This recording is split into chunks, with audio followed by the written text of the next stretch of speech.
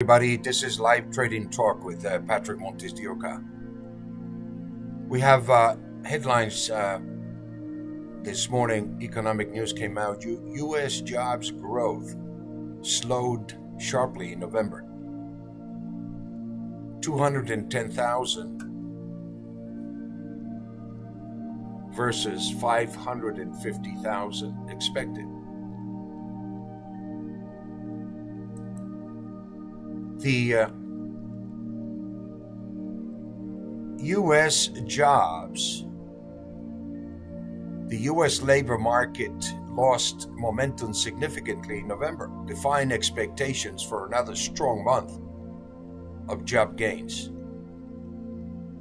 The Labor Department said non-farm employment rose by only 210,000 throughout the middle of the month, down from 546,000 in October. The later figure was revised up by 50,000 from the original estimate, but didn't come close to offsetting the disappointment of the November number, which was over 300,000, short of consensus forecast of 550,000. Let's take a look and see the reaction of the markets here this morning.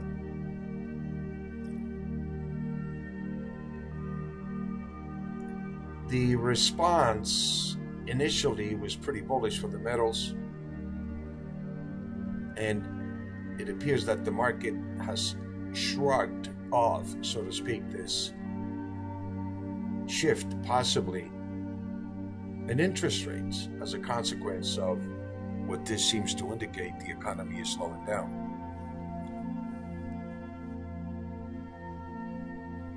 We've been taking a look at the situation here for the last couple of months, anticipating the possibility that towards the end of the year, interest rates are going to go down. They're going to experience some kind of a slowdown.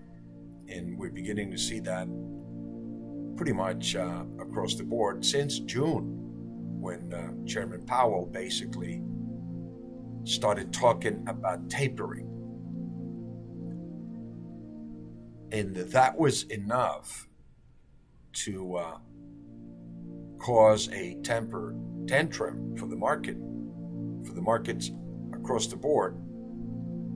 And that was pretty much the peak, you might say, in precious metals. Bitcoin made a new high during that time. Corn, wheat, soybeans made a new high during that time.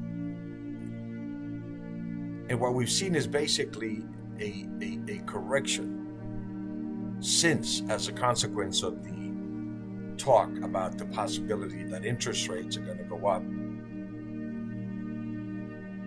and tapering is going to happen sooner.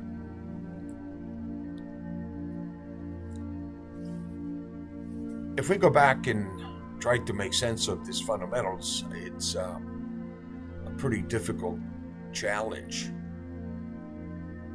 to overcome, because they keep changing, back and forth. And Chairman Powell basically mentioned several times that he wants to see the unemployment number improve, and it would be the leading factor for deciding whether interest rates are going to go up or not.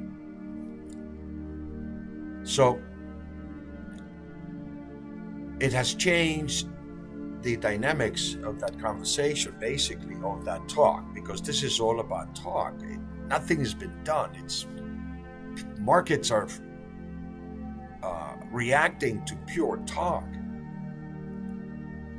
And the anticipation that we had previous to this report was that the economy was roaring. The economy was moving on stronger than expected, that demand is stronger than expected.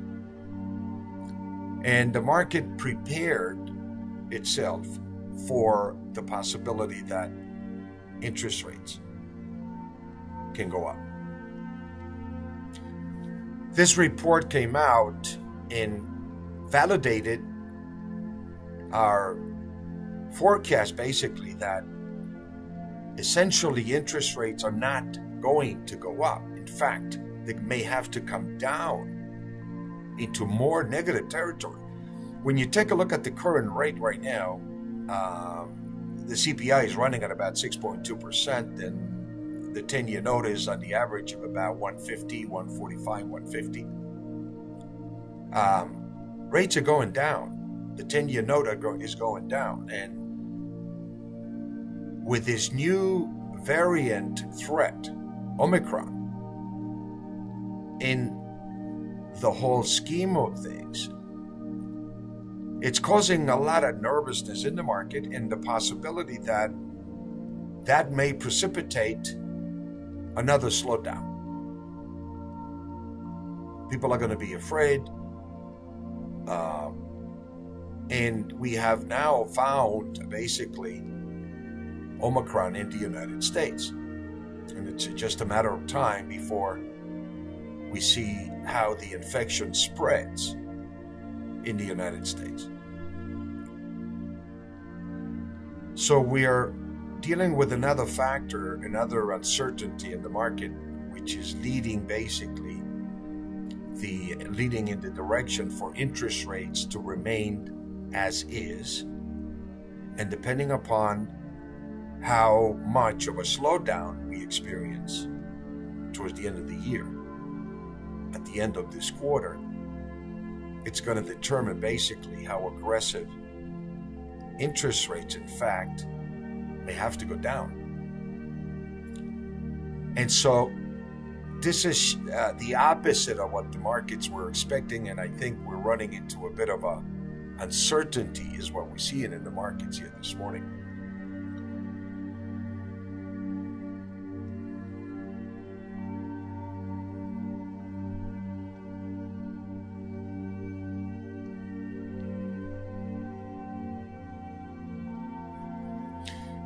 We're taking a look here, particularly as an indicator for us in the gold market, which is up about $8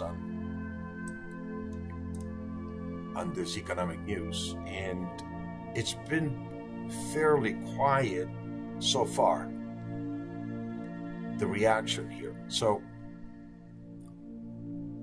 let me take a look at the charts and see what the codes are saying based on real market conditions.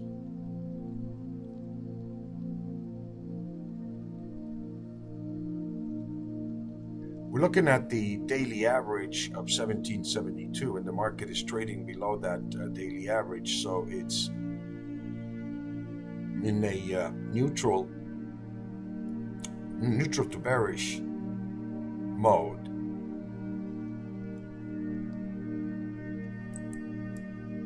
Let me take a look at the 15-minute. This is the closer look to the algorithm, and this is the signals that we execute. What you can see here is the market made a low of 1762.50 at about 10:15 a.m. on the 2nd, and it's been into this weekly blue level of support, the area where the algorithm is recommending accumulation of supply. And we reverted, as expected, right back into the mean, which was the target that completed this pattern. And we took a nice profit yesterday here in gold and silver, and the signal has gone neutral. Now, what we saw here today is this dip on the report that came out, but never really was able to come down all the way to, again, the weekly buy trigger point of 1765. So now it's reverting back up above the average, and if we trade through 1772 now, we're going to be looking at this bearish trend to be negated, going neutral, and then trading above it is going to activate a bullish price momentum with a target of 1783.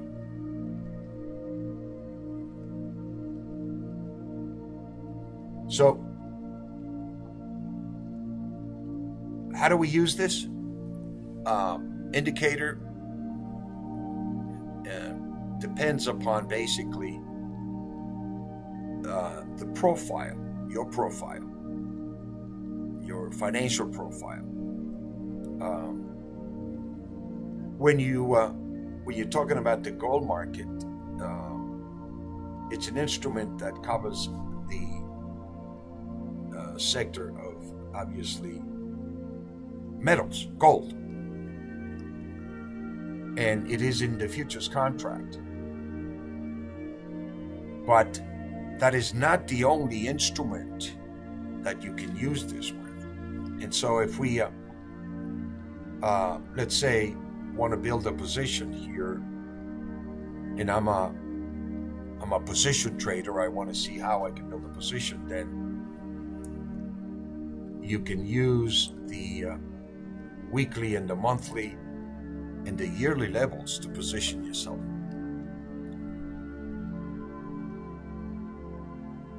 And those models are bullish for us. We are holding on a bullish core position, looking for much, much higher prices.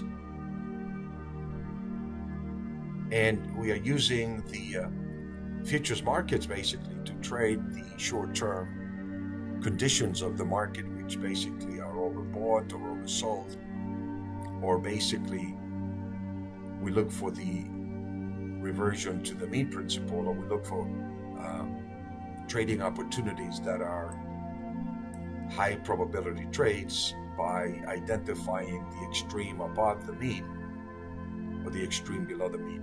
We use standard deviation to identify basically this pivot points, entry points, exit points, and targets.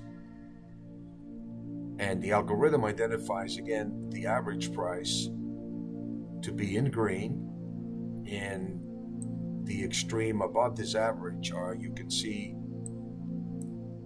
the levels above basically. And if you're looking at a daily bullish price momentum turning bullish by trading through this average, automatically the target above is activated, in this case 1783. When you're looking at the daily signals, the weekly is bullish since yesterday when the market tested 1762, and it's in a bullish trend with a target of 1809. Now,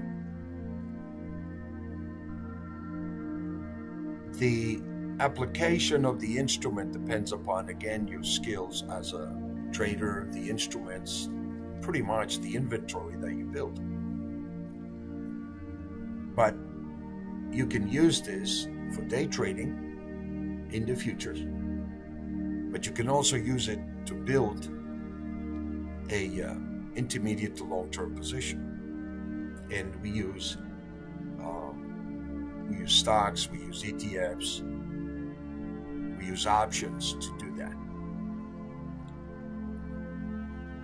Once we identify the direction of the market, then we take a look at the instrument in terms of what risk do we want to take. Do we want to trade the futures with the risk of margin calls?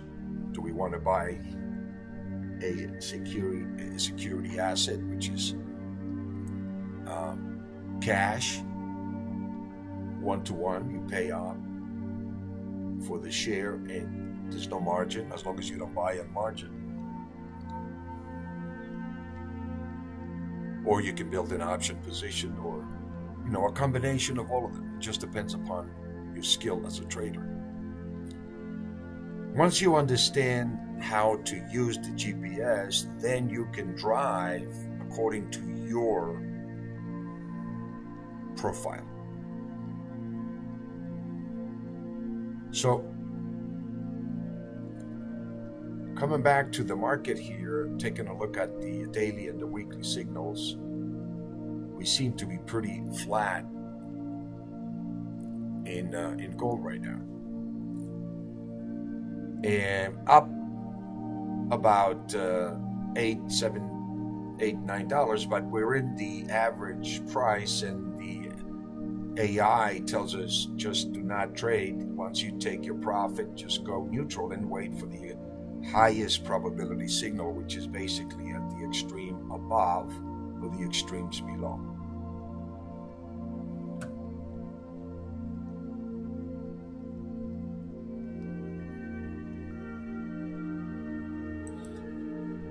The silver market initially reacted, as you can see on this green bar, all the way up to 2258, and it got up a little bit too far too soon, and so it found sellers in the market, as you can see, and it has brought the market down pretty much to making a low here at about 6 o'clock of 2222. So you can see tremendous volatility is taking place in the silver market here.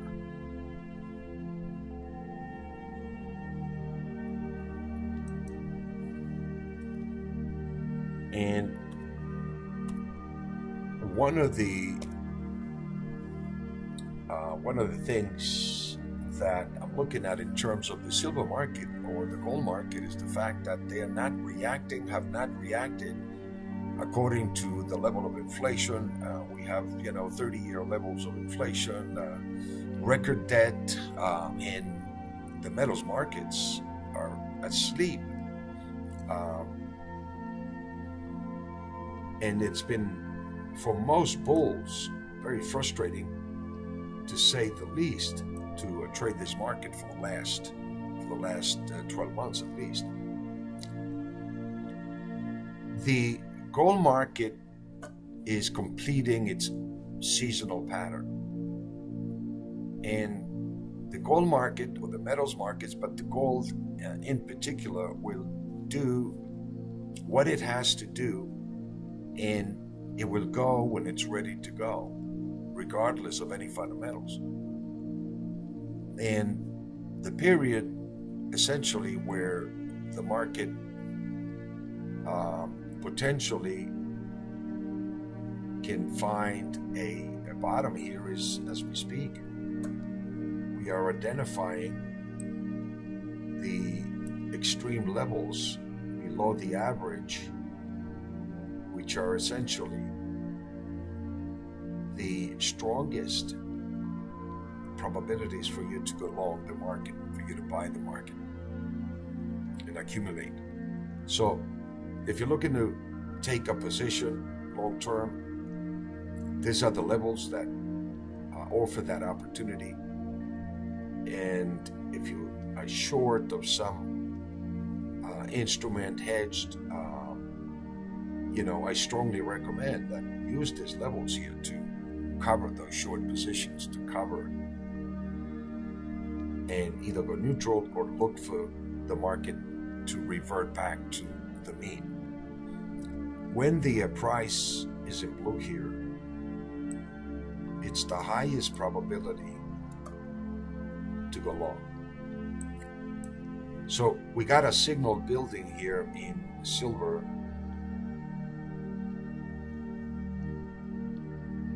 At the close of 7:30 here, in about 10 minutes, a close about 22.25 will activate a buy trigger. We're going to be looking to buy long and a close about 22.25.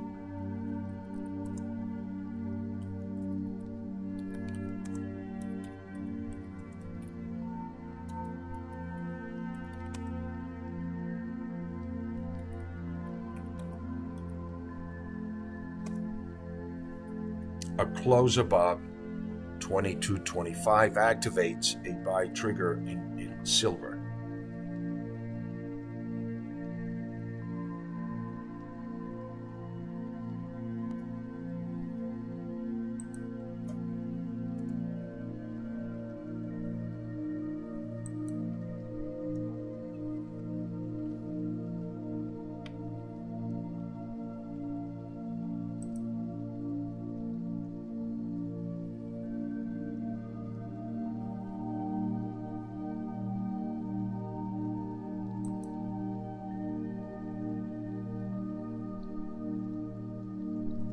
Now, upon entry here, you basically have a choice to be aggressive or wait for the conservative signal, which is basically on the close.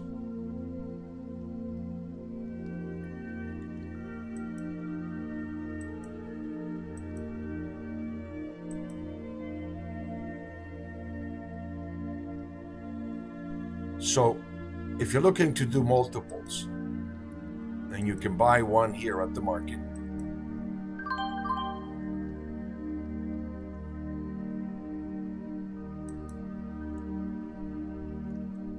And add if it closes above it on the close, or if it closes below, conservatively you can use that as your stop position. So we're going to buy silver at the market. We're long silver. Take a look at gold. Gold is trading around the average price, so unless it comes down to 1765, all we're doing here is confirming and validating the bullish price momentum, and the 1783 signal is activated.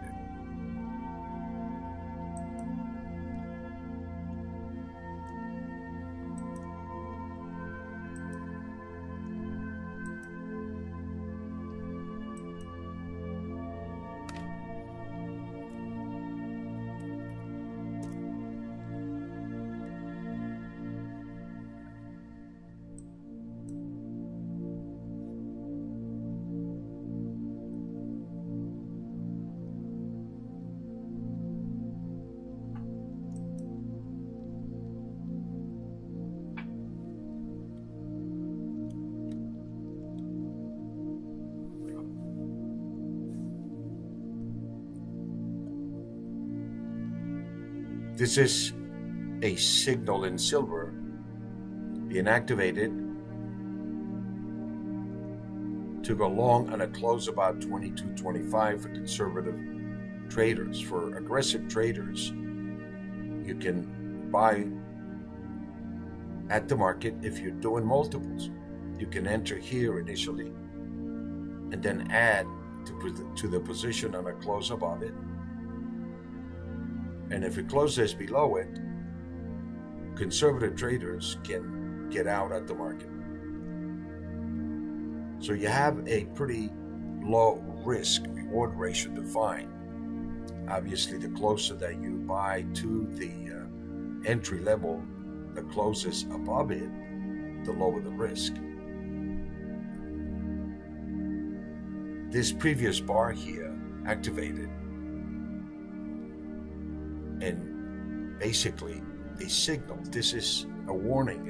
It tells you the first bar, prepare for the close of the next bar. If we close above it, it's a buy trigger. If we close below it, it's a bearish trigger. The difference is that when you're in the blue zone, this is very critical for my traders here to understand, particularly in Discord, that even though you may get a bearish trigger momentum in this area, you do not go short. You do not go short. Even though the market may come down, you wait for the highest probability to trade, basically. So if you enter a buy trigger here, you either have a choice to get stop out right underneath or begin to build a position here initially at 2238. This whole area of 2238 all the way down to 2225 is a buying area, which is highly recommended by the AI. So you can build a multiple position here, whether it be in futures, stocks, options, or a combination of all of them. What I'm doing right now is I'm entering for a day trade, and I'm looking to add to my position on the close of this bar, basically, which is the time factor indicator.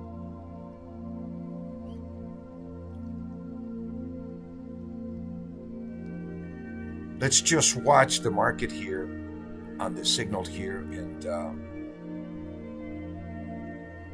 let's see what we can do.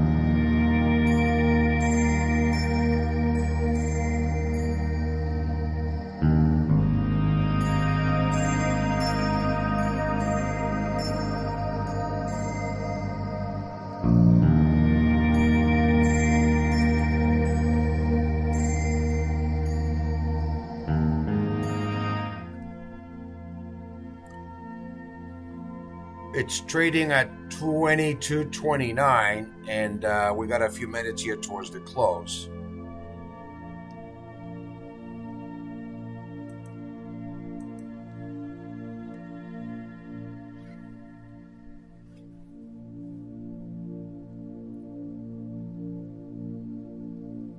Add to your position on a close about 22.25. We're going to add another one, and we have two positions long.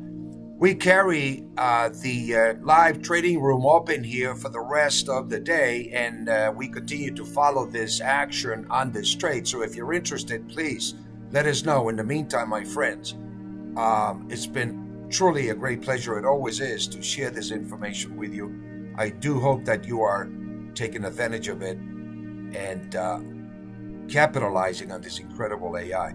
Good luck to you for the rest of the day. I'll talk to you next time. Be well.